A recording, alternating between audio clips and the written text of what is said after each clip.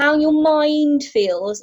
Remember, our mind is sort of can be anywhere. Does it feel busy? Just write one word for how your mind feels, and then one word for how your body feels. Just, you don't need to share it with anyone yet, but just write down on your piece of paper. So my mind feels, and then my body feels.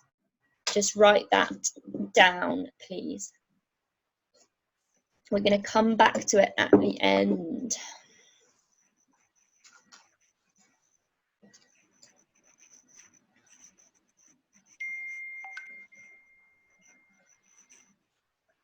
Lovely. So you should have written down those 2 words now. You might feel hungry. That's absolutely fine. Anything. So we're going to think about how our mind and our body is feeling today. Just choosing that one word. And if your mind is very, very busy, that's absolutely fine. You might be really excited. You might be really relaxed. That's absolutely fine. And we're going to come back to those later on, but I want to just have a look at how you got on with doing the training. So there was 2 things that I asked you to do. There was the 1-minute challenge to try every single day. We'll start off with that one. What sort of things did you notice when you were doing the 1-minute challenge? Has anyone got anything they want to say? Did it get easier? Did it get harder? That was for timing you on your phone. Anyone want to start? We did that one once a day. Be brave and start us off on the chat. A bit hard, yeah. Did people manage to do it every day? Did things get in the way? Well done, Patricia, for being brave. That's really great. A little bit every time you did it got easier. That's great. Thanks, Gabrielle.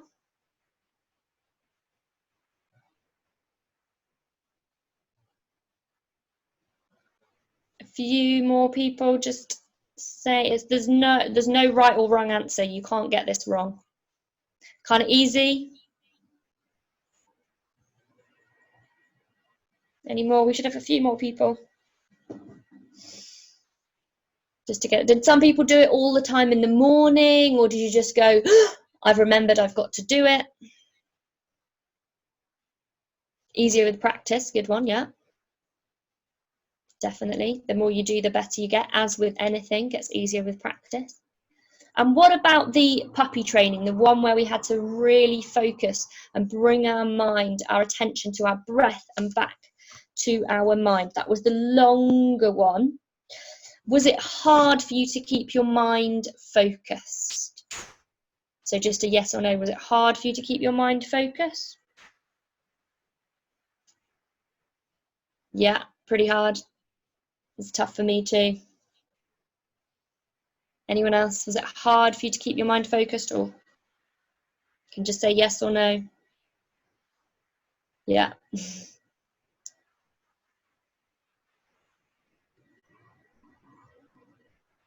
Lovely. Yeah, so lots and lots of people found it really, really difficult, and that's absolutely fine, because that's what our minds do. That's naturally what they're doing. We're working through this to think about how we can make sure that our minds sort of not do that. No, because I knew I could do. Oh, great. Well done, Patricia. So you knew exactly what you needed to do, and you found it and made sure that you got those done. Really well done. So it was really good just to hear people's comments and how people thought about that practice. And it's really, really valuable to share your own experience. And we're going to have a look today in lesson 2 about worry and working with worrying and how that can affect your mind and how it can affect your body. So just hands up, or just put your you can click wave, can't you? Just wave your hand if you have sometimes worried about something. You're sometimes not very sure. Yeah, I've got lots of sometimes worried about something. Yeah, lots of hands up. Really lovely. And that's absolutely fine. And most people worry about things.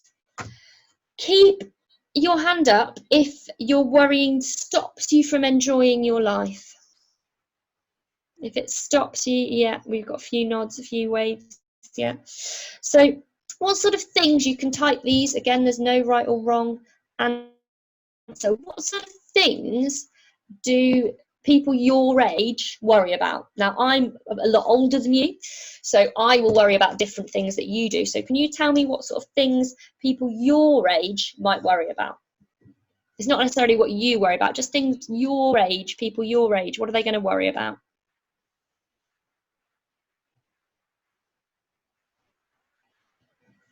So just type in the chat.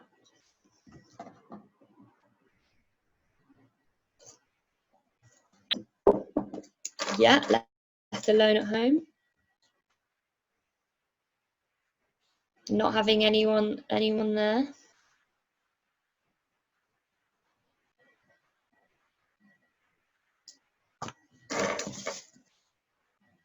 Aisha, thank you. Judged by others. These are big things.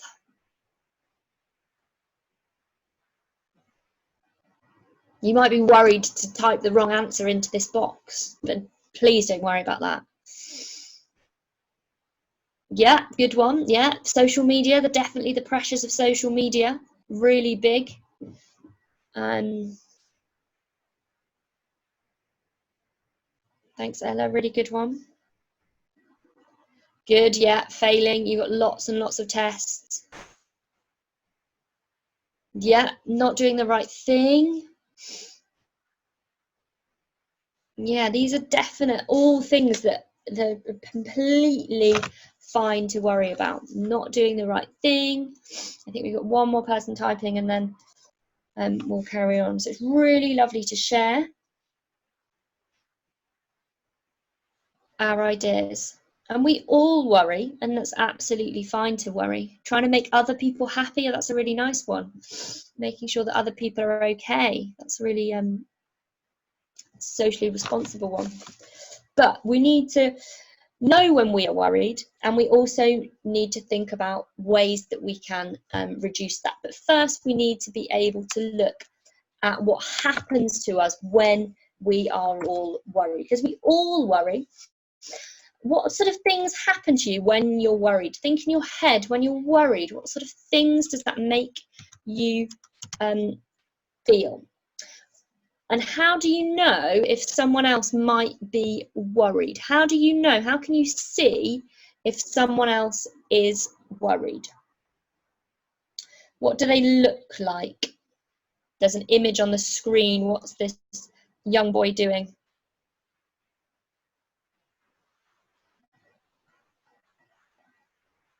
Stressed and sad, yeah. Overthinking, anxious, yeah, lovely. Yeah, their face.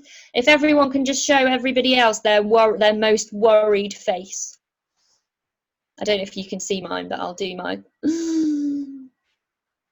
You show me some worried faces, or, oh, I'm not sure I've done that right. I've got a smile from Gabrielle. That's not your worried face. Shocked, scared. So we all, and worrying can sometimes feel overwhelming, and that's why you might want to put your head in your hands and be like, it's all too much. And our minds, they want to focus on that worry. You know, their minds are like a puppy, and they keep digging down, and they try and understand, distract our minds away from it. And we're going to have a look a little bit further. Now, I want you to imagine that you've just been delivered a parcel. Now, you don't know what that parcel is. You didn't order it online. And that parcel has got some holes in the side of it. And they say fragile, careful, warning. They've got big warning labels on it, but you don't know what that parcel is. It's just arrived at your door. You've got been delivered to your door a parcel. You're not sure what's in this parcel. You didn't order this parcel. It has some warning labels on it. It says, warning, be careful. Your brain is then thinking, what's in the box? What's in that parcel? There's labels on that parcel.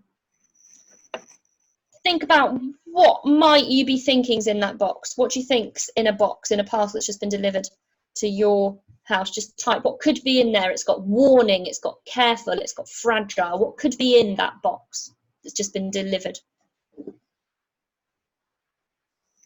with a warning label on it? Plates, yeah. What sort of things? The box maybe starts to jump a little bit, starts to wiggle.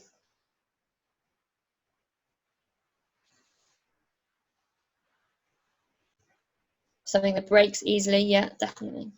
So we need to be really, really careful, but we're thinking about all of the things that, yeah, glass objects, good. Lovely. So we want to know what's in that box, and our mind straight away thinks up things that could be in there. And you might feel a little bit worried. You might think, why have I been sent this strange object? What is it? I want to know. I'm excited. And in the moment, we don't know what's in there. And your brain will immediately think to what it's doing. And it might lead you on a lovely story of how this box has happened to come to you, but it might not. It's not a box. There's nothing in the box. So we're going to look at something. We've looked in our box. We found that there's nothing there, and how we can support ourselves when we're worried or we're stressed or we're not sure about something because our mind has taken us away and has told us a story that isn't really true. So if we're lost in worry or intense emotions, we can find a way of unworrying. And we're going to start with just one of our practices that you will be doing. Now, I'm going to stop my screen so you can see my face. So you should now be able to see my face. And we're going to do what's called the +2 practice. Now, a +2 practice is a way of using our breath. So we looked at our breath lots last week. And it's a portable practice that you can take anywhere. And you're just going to feel your body sitting on your chair. So be absolutely supported. I'm going to do it with you as well. So just have your bottom on your chair and just sit a little bit taller than you're already sitting. And you can close your eyes or you can put your hands on your lap and you can just look down at your hands. And just notice your breathing coming in and out. So you can just notice that your breath's coming in and it's going out. And just try counting on the in breath for a few breaths. So as you breathe in, count 1, 2, 3, and then count out. Just do that for a moment.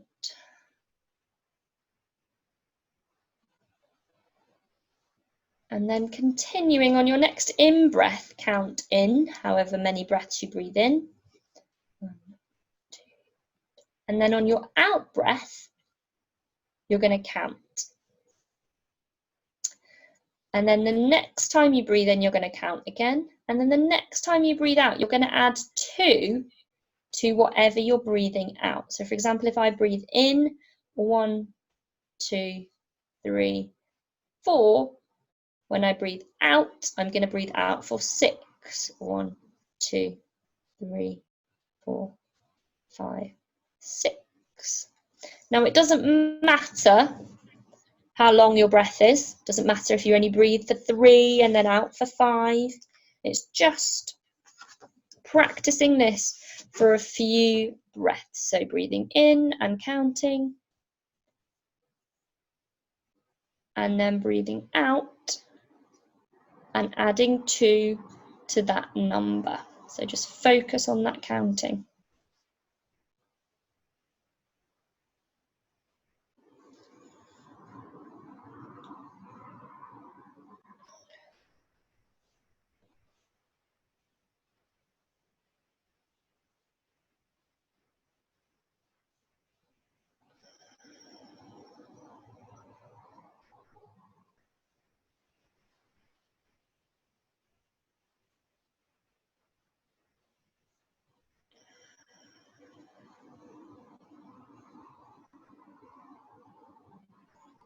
Lovely. So on your final out breath, you can just open your eyes, bring your awareness up, have a look at the screen,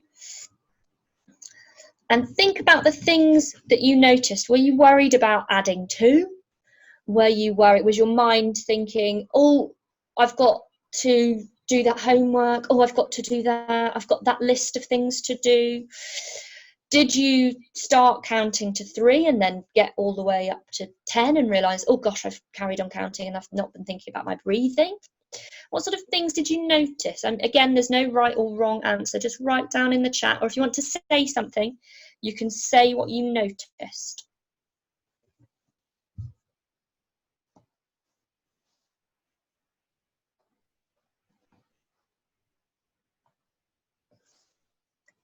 Yeah, starting out with 3.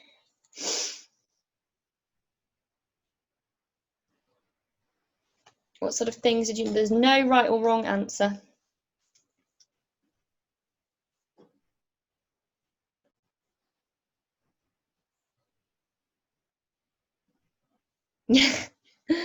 Worried of doing it right or not? You just need to add 2.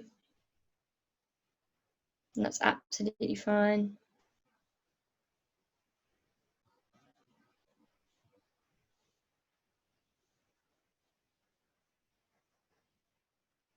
Good, Mike, yeah.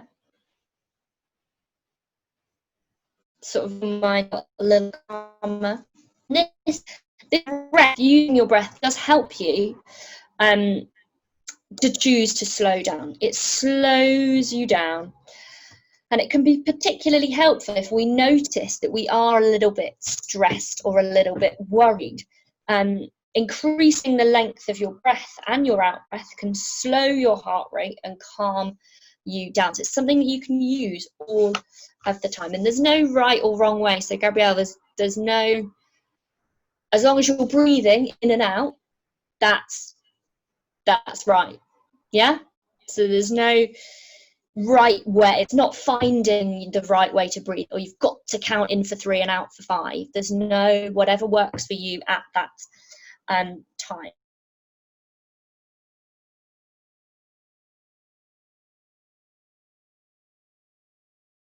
And they can't get it wrong, so that's fine. Every other breath, not every breath. And we're training our attention, our puppy brain that goes off everywhere, to focus back in to what we're doing. We've looked at our body. I definitely feel, I only did it for a couple of seconds because I was talking to you, I feel already a little bit more relaxed. And does anyone else feel like they feel a little bit better, a little bit more relaxed now from doing that little breath work? Mike's definitely said his mind steadied, which is good. How does your body feel, Mike? Yeah, good.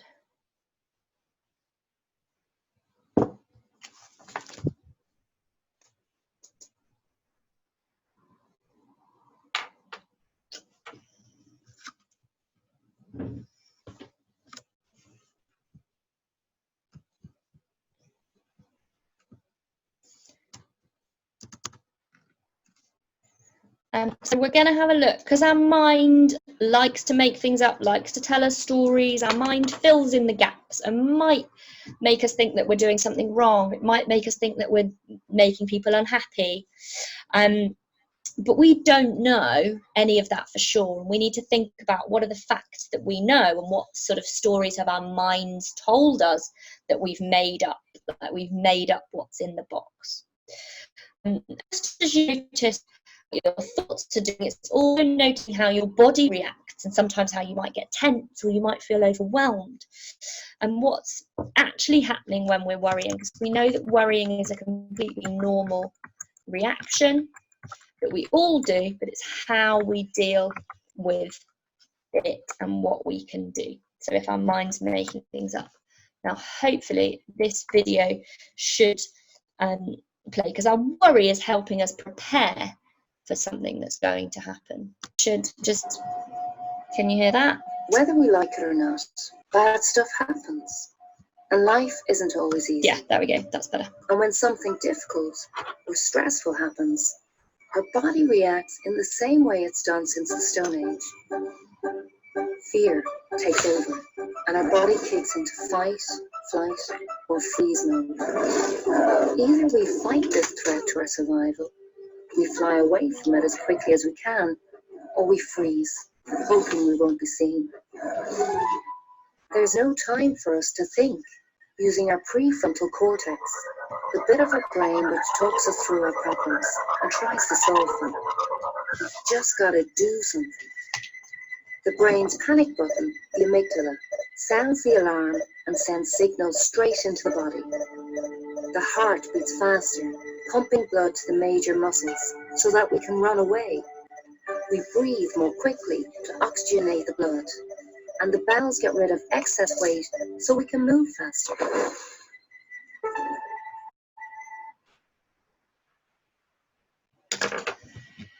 Lovely. So when we are worried and when we are stressed, now I'm just going to stop sharing now. That's our body's natural reaction to when we're stressed and when we're worried. It was when millions and millions of years ago, our body needed to react very, very quickly. And we can have fight, flight, or freeze, where you are ready to fight. Your body, the stress response gets you ready to fight, or the stress response gets you ready to run away.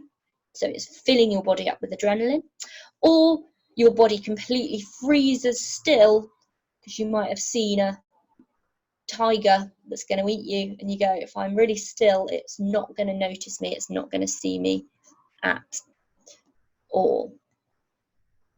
So these are still ingrained within our bodies. We still need to do these things that are a threat, and that fills our body with stress. And when we fill our body with stress, we're filling our body with adrenaline, and that's giving you lots and lots of so you're ready to run, so you're ready to leave. Our heart starts to beat faster, and lots of things happen to our body. I'm not sharing my screen, so I'm going to have a look. I'm going to show you an image of what stress is doing to our bodies and why it's doing that, so that your body can then very quickly snap into getting away from danger. So it's not thinking about things, it's getting away from that danger. So these are some of the things, I'll let you read through them, of what stress is doing to the body. So we're going to, actually, I'll just read through them for you. It starts at the top. So senses and perception sharpen. So time might appear to slow down. We start to sweat, cooling us and making it less easy for things to grab us. Hormones are released that make the blood sticker, so that you'll lose less blood if you're injured. So if the tiger bites you. And digestion stops, so blood is diverted away from the gut into the arms and the legs. So you've got lots of power in your arms and your legs. And your blood flows to your muscles increases, and they become tense. You might feel tense before the start of an exam or something like that. Our heart starts to beat faster and increases the blood pressure, preparing us to do lots and lots of exertion, so exercise. We breathe a lot quicker. We breathe all of the oxygen in, ready to fly away or ready to run away. And we might need to go to the toilet, so that make us lighter, so that if there is a tiger coming to get you, you can run faster. Now that was how our body was designed when we were sort of hundreds of thousands of years ago, so that we could run away from things like saber-toothed tigers.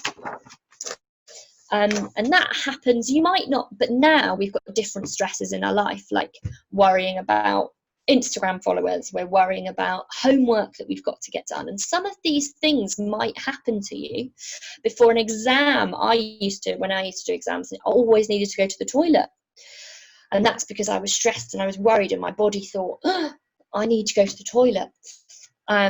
about exams. We might be stressed about our homework. We might be stressed about things that are going on at home. And those things, you might feel tense or worried when you get to a certain place. And that's absolutely fine. And these are what's called our stress signatures. So just think in your head, you can write down a couple of words. What sort of things happens to you when you get stressed? What happens in your body? What happens in your mind? And what happens in your actions when you get stressed? Just write those things down.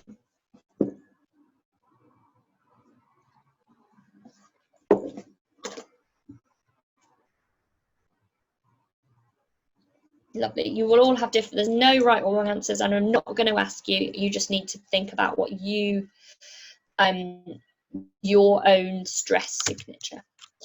And the reason this happens, this went on the video, this part here is the prefrontal cortex there. And that's the thinking part of the brain. And it does all of the, it helps us concentrate, pay attention, and make choices. Make effective choices. It's the sensible, the team leader of the brain. But when we're under stress, this little part of the brain called the amygdala comes in. Doesn't do any thinking, it just does doing. It's the oldest part of the brain and it's survival mode. It allows us to take action super duper quickly. And as soon as the amygdala gets involved, the prefrontal cortex doesn't do any thinking. It's not thought of at all. Doesn't make effective decisions, doesn't think clearly, doesn't step back. And that's what our body does to survive. But at the moment when there's lots of stresses going on, there's too much, we're using our amygdala too much, we're pumping out too much of that stress into our bodies. It's called, our stress hormones are called cortisol. It pumps into our bodies, giving us increased heart rate, higher blood pressure, breathing gets faster, all of those signs of stress, reducing our ability to think and reason of the prefrontal cortex.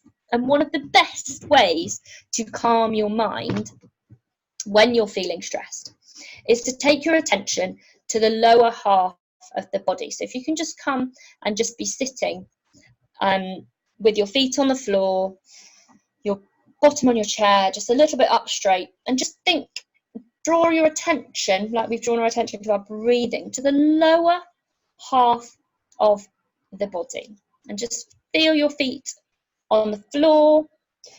And I know we're not, hopefully not in a stressed situation, but this is just a nice practice that we can do. Have your feet on your floor and your body on the chair, and just settle down into your chair. You should look a little bit, it's called your feet on the floor, bum on chair. It's just a really good way of reducing the amount of stress in your body. And you're just going to follow along to this practice that will really start to calm yourself down, and think about what you notice at the end of it. To begin with, try sitting a little taller in your seat, opening the shoulders a little so that the air can fill the lungs as you breathe. And placing both feet on the floor, about shoulder width apart. Try dropping your attention into the feet, tuning into whatever physical sensations you might notice there. If you can't feel anything at all, wiggle the toes a little. Stretch them out so that they gently grab the floor or the soles of your shoes.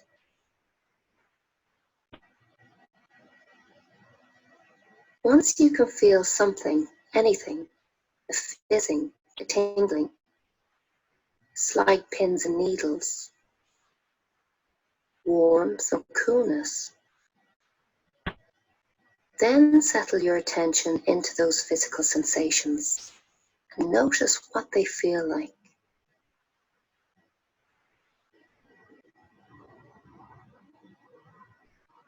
Where exactly do the soles of the feet touch the floor? Where is that contact? Is it at the heel or the ball of the foot? Even the toes? Or perhaps all of these?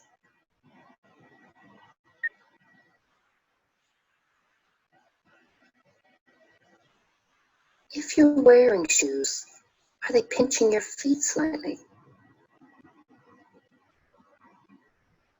If you're wearing socks, can you feel them wrapped around the ankle or the toes?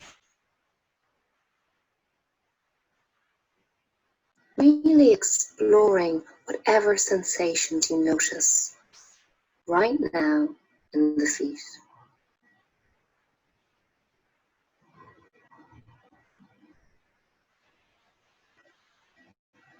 And if your mind wanders a little, that's okay. That's what minds do. Just keep patiently bringing it back and starting again.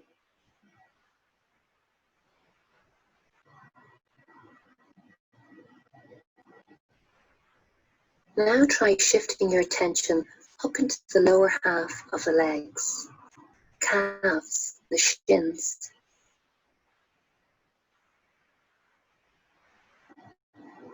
Then up into the knees. What sensations, if any, do you notice here?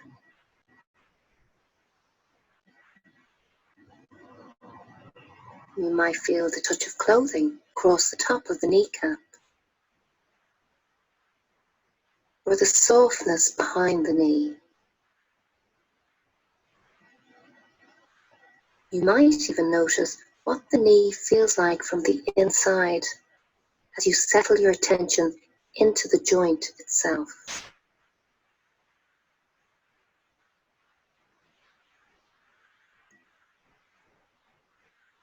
If there is any slight discomfort or ache in the knees or anywhere else in the body, notice this too, accepting it as patiently as you can,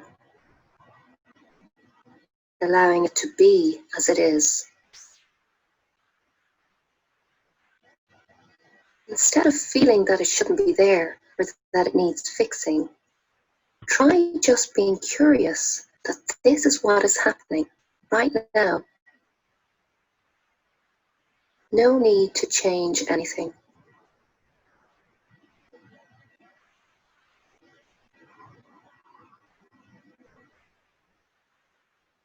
Now shifting your attention up into the sensations of sitting, tuning in to what it feels like for the body to be in contact with the chair, what it feels like to sit. Noticing any sensations of touch or pressure. Is the weight of your body slightly to the left or to the right? Or perhaps leaning forward or backward?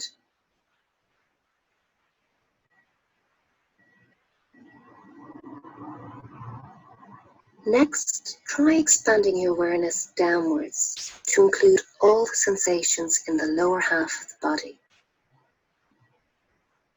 Noticing the weight and texture of the legs and the feet. What you are feeling and what you notice may keep shifting and changing, moment by moment. Tune in as closely as you can to these tiny changes.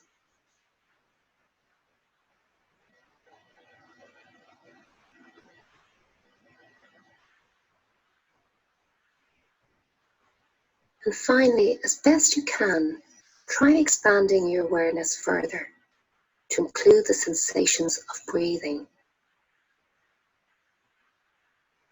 No need to change your breathing in any way, but see if you can notice the chest or the belly gently rising as you breathe in and falling as you breathe out.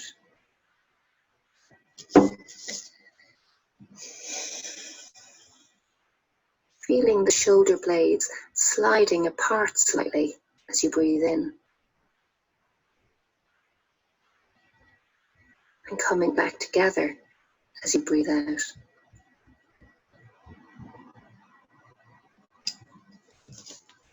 You might notice the coolness of the air as it touches the inside of your nose as you're breathing in.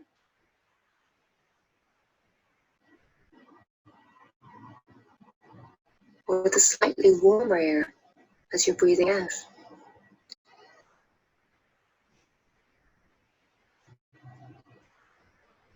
See now if you can follow one single breath all the way in and all the way out. Noticing even the turning point, that tiny moment of stillness where one breath ends and another is about to begin.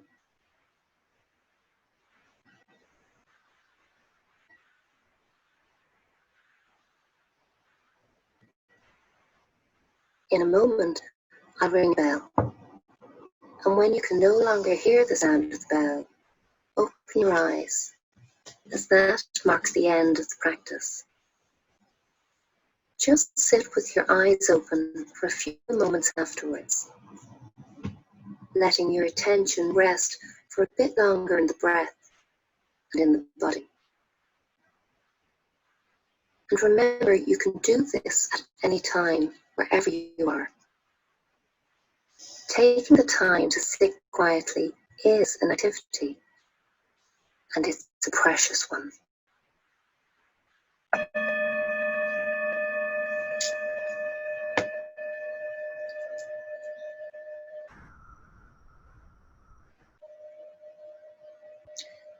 Lovely, really well done. So think about, just as after all of those practice, what did you notice in that practice? What were the differences between your mind and your body? How is your mind different to right at the beginning to how it is now? How is your body different? When you wrote at the beginning, your mind feels, my body feels. Just read through those words and think, do you feel the same or do you feel different? Think about that. And just in the chat, if you can just write if you feel the same or if you feel different. And what did you find that practice hard, easy? Did you get distracted? I saw a couple of you getting distracted, but then you went back to it, which is really, really great, because it is difficult and it's a new practice that we're learning. It's a new skill that we're learning. Fab, Gabrielle, don't feel tired anymore. Get on with loads more schoolwork. So Raphael, I've noticed you stopped and had a sip of water, but then you went back to it. How did you feel? You sort of probably got really distracted and thought, oh, gosh, I don't know what I'm doing. Just tell me a little bit about that experience of going, oh gosh, what am I doing? I'm going to have some water. And then you actually went, I noticed you went back to it. And that's absolutely fine. There's no judgment, but just tell me about what sort of things you noticed when you were doing that in your mind. Or just type, it's fine if you want. If you want to talk, you can unmute your microphone, students. Feel free for that one.